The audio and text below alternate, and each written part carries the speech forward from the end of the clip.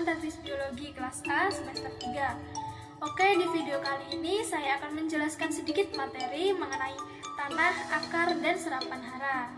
Yuk langsung saja kita simak videonya. Akar sebagai organ penyerapan. Akar merupakan bagian bawah tumbuhan yang biasanya berkembang di bawah permukaan tanah. Jaringan epidermis akar merupakan lapisan yang hanya terdiri dari satu lapisan sel. Keadaan sel-sel yang menyusun epidermis akar sangat rapat, tetapi karena dinding sel epidermisnya tipis, akar mudah ditembus oleh air. Air dan garam-garam mineral yang terlarut di dalamnya masuk pertama kali melalui rambut-rambut akar, bagian di antara epidermis akar, ataupun bisa melalui dinding sel epidermis akar itu sendiri. Rambut akar merupakan hasil dari penonjolan epidermis yang arahnya keluar. Dengan adanya rambut-rambut akar ini, maka permukaan dinding sel akan semakin bertambah luas, sehingga proses penyerapan air akan lebih efisien. Jaringan epidermis pada akar tumbuhan ini tidak mengandung kutikula. Tanah dan ketersediaan hara. Tanah dapat didefinisikan sebagai material mineral tidak padu yang berada di permukaan bumi dan yang berfungsi sebagai medium alami bagi pertumbuhan tanaman hara. Dalam pertumbuhannya, tanaman membutuhkan unsur hara yang cukup banyak, baik hara makro maupun hara mikro yang berasal dari alam maupun pupuk yang ditambahkan ke dalam tanah. Ketersediaan hara mineral makro dan mikro tersebut sangat penting karena setiap zat mempunyai kegunaan yang berbeda-beda.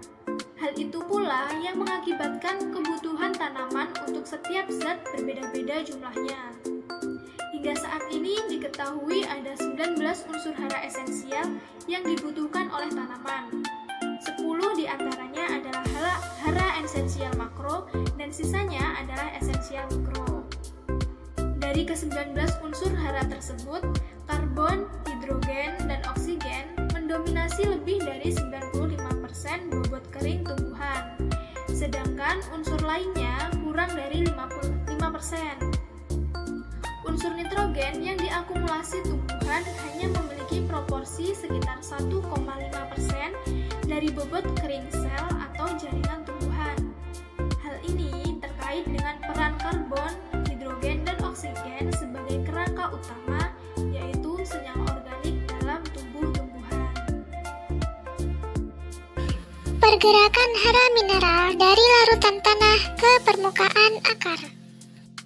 Mekanisme penyediaan unsur hara dalam tanah itu melalui 3 mekanisme. Yang pertama yaitu melalui mekanisme aliran massa atau massa flow. Nah, mekanisme aliran massa ini adalah suatu mekanisme gerakan unsur hara di dalam tanah menuju ke permukaan akar bersama-sama dengan gerakan massa air. Selama masa hidup tanaman mengalami peristiwa penguapan air yang dikenal dengan peristiwa transpirasi. Selama proses transpirasi tanaman berlangsung, terjadi juga proses penyerapan air oleh akar tanaman. Pergerakan massa air ke akar tanaman akibat langsung dari serapan massa air oleh akar tanaman terikut juga terbawa unsur hara yang terkandung dalam air tersebut. Peristiwa tersedianya unsur hara yang terkandung dalam air ikut bersama gerakan massa air ke permukaan akar tanaman dikenal dengan mekanisme aliran massa. Unsur hara yang ketersediaannya bagi tanaman melalui mekanisme ini meliputi nitrogen yaitu 98,8%, kalsium 71,4%, belerang 95,0%, dan MO 95,2%. Kuantitas unsur hara yang dapat diserap oleh akar tanaman melalui aliran massa dapat dihitung dengan menggunakan persamaan MF sama dengan C dikali WU, di mana MF sama dengan kontribusi massa flow, C merupakan kontribusi unsur hara, dan WU merupakan total air yang diserap tanaman. Mekanisme yang kedua yaitu difusi.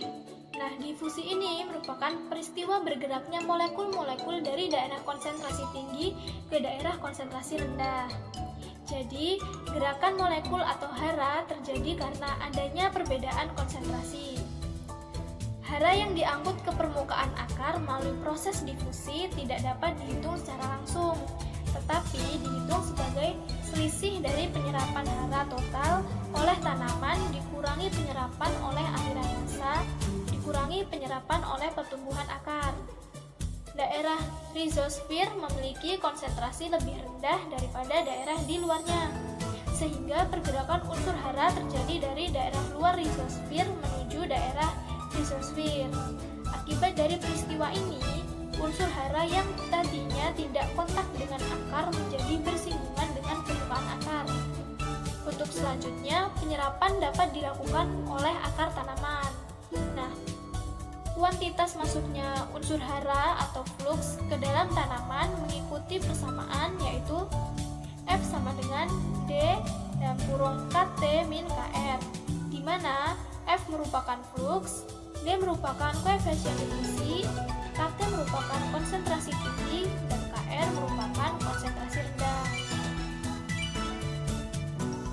Mekanisme yang terakhir atau yang ketiga yaitu mekanisme intersepsi. Nah, mekanisme intersepsi akar ini sangat berbeda dengan kedua mekanisme sebelumnya. Kedua mekanisme sebelumnya menjelaskan pergerakan unsur hara menuju ke akar tanaman, sedangkan mekanisme ketiga ini menjelaskan gerakan akar tanaman yang memperpendek jarak dengan keberadaan unsur hara. Peristiwa ini terjadi karena akar tanaman tumbuh dan memanjang, sehingga memperluas jangkauan akar tersebut. Nah, perpanjangan akar tersebut menjadikan permukaan akar lebih mendekati posisi di mana unsur hara berada, baik unsur hara yang berada dalam larutan tanah, permukaan koloid liat, dan permukaan koloid organik. Mekanisme ketersediaan unsur hara tersebut dikenal sebagai mekanisme intersepsi akar. Unsur hara yang ketersediaannya sebagian besar melalui mekanisme ini, yaitu kalsium dengan jumlah 28,6%.